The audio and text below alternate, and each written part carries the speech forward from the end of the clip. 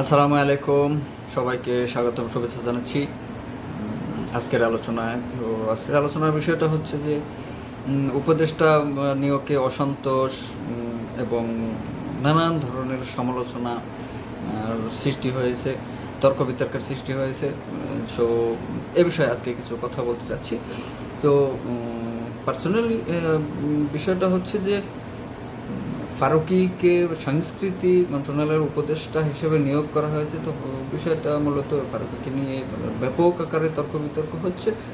তো আসল বিষয় হচ্ছে যে ফারুকীকে এই মুহূর্তে আসলে উপদেষ্টা নিয়োগ করা কিংবা সংস্কৃতি মন্ত্রণালয়ের উপদেষ্টা এই মুহূর্তে কতটা জরুরি কিংবা যুক্তিযুক্ত, সেই বিষয়টা নিয়ে একটু আলোচনা করতে চাচ্ছি আমি ব্যক্তিগতভাবে। দেখেন, যেখানে দেশ কিংবা বাংলাদেশ একটা চরম সংকটের মধ্য দিয়ে যাচ্ছে, আপনার রাষ্ট্রীয় সংকট, একটা রাজনৈতিক সংকট, এত বড় একটা অভ্যুত্থানের পরে দেশকে নিয়ে যেখানে একটা নতুন রিফর্মের কথা চিন্তা ভাবনা করা হচ্ছে, তো দেশকে সংস্কার, দেশের আইন, সংবিধান, একটা নির্বাচন ব্যবস্থাকে সংস্কার করা, তো সেই বিষয়গুলো যেহেতু একটা টোটাল পিপলের মধ্যে একটা চাহিদা যেখানে আছে এবং সেটা তারা চাচ্ছে, তো সেই প্রেক্ষাপটে বর্তমানে দেশের এই ভঙ্গুর পরিস্থিতির মধ্যে দিয়ে আমরা আসলে প্রতিদিন প্রতিনিয়ত নানান ধরনের সমস্যার জন্ম দিচ্ছি এবং বিতর্ক সৃষ্টি করতেছি। আমার মনে হয় যে এটা আমরা কী উদ্দেশ্যে করতেছি জানি না, তবে ফারুকীকে হচ্ছে আপনার উপদেষ্টা নিয়োগ দেওয়াটা আসলে এই মুহূর্তে কতটা যুক্তিযুক্ত কিংবা আসলে সাংস্কৃতিক সংস্কার আমাদের কতটুকু গুরুত্বপূর্ণ, অন্তত বর্তমান প্রেক্ষাপটে। আসলে বর্তমান প্রেক্ষাপটে আমার মনে হয় না যে এটার কোনো গুরুত্ব আছে। হ্যাঁ, সব কিছুর সংস্কার দরকার আছে। সমস্ত জায়গা যেহেতু মনে করেন যে আপনার একটা বৈষম্য ছিল কিংবা একটা ভঙ্গুর অবস্থা, তো সেখান থেকে সমস্ত কিছুরই আসলে সংস্কার দরকার, কিন্তু এই মুহূর্তে কতটুকু দরকার সেটা একটা বিবেচনার বিষয়। আমি মনে করি যে এই মুহূর্তে এই সংস্কার কোনোভাবেই আসলে প্রয়োজন নাই। এগুলো নিয়ে মানুষের মধ্যে ন্যূনতম চিন্তা ভাবনা আসলে এই মুহূর্তে কাজ করে না। আমাদের বর্তমান যে চিন্তা ভাবনা, সেই চিন্তা ভাবনাটা হচ্ছে যে আমাদের এখন জরুরি দরকার দেশের এই স্বাভাবিক পরিস্থিতিকে নিয়ন্ত্রণ করা। আমরা যেই উদ্দেশ্যে আসলে এই আন্দোলন করা হয়েছে, তো সেই উদ্দেশ্যকে সফল করার লক্ষ্যেই আসলে আমাদের কাজ করা উচিত। তো যেখানে আসলে মানুষ এখন পর্যন্ত ঠিকমতো খাবার দাবার, তার যে দৈনন্দিন যে বেঁচে থাকার যে সমস্ত চ্যালেঞ্জ, সেই চ্যালেঞ্জগুলো নিয়ে মানুষ আসলে আশাহত, তারা বিভিন্নভাবে আসলে স্ট্রাগল করতেছে। তো সেই বিষয়গুলো অ্যাড্রেস না করে আমরা আসলে এই ধরনের একটা বিতর্কের জন্ম দিচ্ছি। প্রতিনিয়ত এই নানান ইস্যুতে নানান ধরনের বিতর্ক তৈরি করছি, যার ফলে হচ্ছে কি আমরা আসলে মূল কার্যক্রম থেকে মনে হয় যে আমরা পিছিয়ে যাচ্ছি, কিংবা আমাদের অন্য কী উদ্দেশ্য আছে আই ডোন্ট নো, যে এখানে আসলে অন্য কোনো রাজনীতি কাজ করে কিনা সেটাও একটা প্রশ্ন উঠছে। তো অন্য কোনো রাজনীতি বলতে কি, আবার এখানে আরও বিতর্ক হচ্ছে যে হ্যাঁ ঠিক আছে, নিয়োগ দিবেন এমন একজন বিতর্কিত ব্যক্তিকে, যাকে নিয়ে আসলে মানুষের মধ্যে একটা বিতর্ক তৈরি হয় কিংবা তার ব্যাকগ্রাউন্ড সম্বন্ধে যেখানে প্রশ্ন ওঠে, তো সেই জায়গাটা এই ধরনের একটা সিদ্ধান্তকে অবশ্যই, এবং সেটা হচ্ছে যে কারোর সাথে এই বিষয়টা নিয়ে কোনো ধরনের কোনো আলোচনা না করে এই ধরনের একটা সিদ্ধান্ত নেওয়া, যেখানে যারা কিনা এই সরকারকে আসলে গঠন করেছে, এই যাদের ইচ্ছায় আর আসলে ডক্টর ইউনূস সরকার গঠিত হয়েছে, কিংবা ক্রেডিটটা সরকারও তাদেরকে দিতে চায় যে তারা ছাত্র জনতার সরকার।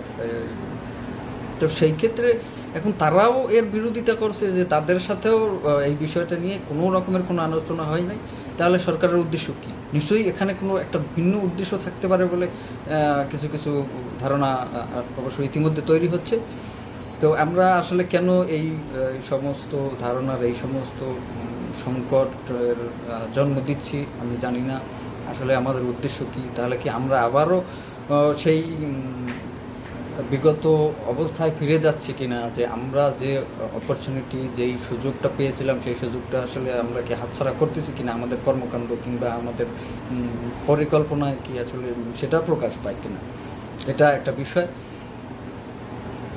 আর হচ্ছে যে বর্তমান যে দেশের পরিস্থিতি, আমার মনে হয় যে এই সমস্ত এখন আগামী দিনে যে সমস্ত কর্মকাণ্ড সরকার করুক না কেন, তো সেগুলো আমার মনে হয় এই ধরনের বিতর্ক এড়াতে যত ধরনের স্টেক হোল্ডার আছে, ছাত্র সমাজ বলেন, এই বৈষম্য বিরোধী আন্দোলনের অংশ বলেন, রাজনৈতিক দলগুলো বলেন, আসলে সবার মতামতের একটা জরুরি প্রয়োজন, অবশ্যই বাধ্যতামূলক প্রয়োজন। তার কারণ হচ্ছে এই ধরনের সিদ্ধান্ত, এটা একটা রাষ্ট্রীয় চরম একটা উচ্চ পর্যায়ের একটা সিদ্ধান্ত, একজন উপদেষ্টা নিয়োগ করা। তো সেই ক্ষেত্রে আমার মনে হয় যে সকলের মতামতটা অবশ্যই জরুরি, সকলের সাথে আলোচনা করে এই আলোচনার জন্য আমার মনে হয় না যে খুব বেশি সময় ব্যয় হবে, খুব বেশি কাজের ব্যাঘাত ঘটবে, কিংবা যে লোকটাকে নিয়োগ দেওয়া হয়েছে সেই লোকটা যদি বিতর্কিত না হতো, তাহলে আমার মনে হয় যে এত সমালোচনা উঠতো না, এত অস্থিরতাও দেখা দিত না। তো তার ব্যাপারে আসলে তার যে তার ব্যাকগ্রাউন্ড সম্বন্ধে সরকার জেনে বুঝে করছেন কি না জানি না, তবে যদি না জেনে থাকেন, জানার জন্য তো তার বিভিন্ন ধরনের সংস্থা রয়েছে, তার ডিজিএফআই রয়েছে, ইন্টেলিজেন্স রয়েছে, তো তাদের থেকে তিনি কিন্তু আসলে এটাকে মুহূর্তেই আসলে তার ব্যাকগ্রাউন্ড সম্বন্ধে সেই তার যদি জানার ইচ্ছা থাকতো অবশ্যই সে জানতে পারতো। আদৌ সে জেনে করেছেন কি না সেটাও পরিষ্কার না, কিংবা কি যুক্তিতে আসলে তাকে এখানে নিয়োগ দেওয়া হয়েছে এই মুহূর্তে সেই বিষয়টাও আসলে পরিষ্কার না। যেমন এটা আসলে হুটহাট করে শোনা যাচ্ছে যে 3 জন নতুন উপদেষ্টা নিয়োগ দেওয়া হয়েছে, এবং সেই উপদেষ্টাদের দ্বারা আসলে এই যে সংস্কৃতি মন্ত্রণালয়ের যে উপদেষ্টা, আসলে তার গুরুত্ব এই সময় কতটুকু, এই বিষয়টা আসলে একটা বিতর্কের জন্ম দিয়েছে। তো আশা করি ভবিষ্যতে, যেমন এতে করে এখন বিভিন্ন ধরনের সমস্যার সৃষ্টি হচ্ছে, এক রাজনৈতিক দলগুলো থেকে আসলে সরকারের দূরত্ব বাড়ছে এবং জনমনে একটা অসন্তোষ দেখা দিচ্ছে। সো এই অসন্তোষ আসলে আমাদের জন্য কোনোভাবেই সুখকর না, এবং আমরা যে স্বপ্ন, আমাদের যে রাষ্ট্র বিনির্মাণের যে স্বপ্ন, সেই স্বপ্নে আসলে আমাদেরকে আশাহত করতেছে। তো আশা করব ভবিষ্যতে যেন এই ধরনের কোনো সিদ্ধান্ত অবশ্যই রাজনৈতিক দল, সুশীল সমাজ, ছাত্র সংগঠন সবার সাথে যেন আলোচনার ভিত্তিতে হয়, যাতে কোনো ধরনের কোনো বিতর্কের জন্ম সৃষ্টি না হয়। সেটা দেশ ও জাতির জন্য অবশ্যই মঙ্গলকর হবে, এবং আমাদের লক্ষ্যে পৌঁছানোর জন্য আমরা আসলে অতি দ্রুত এগিয়ে যেতে পারবো। তো আজকে এই পর্যন্তই। ধন্যবাদ সবাইকে। ভালো থাকবেন, সুস্থ থাকবেন।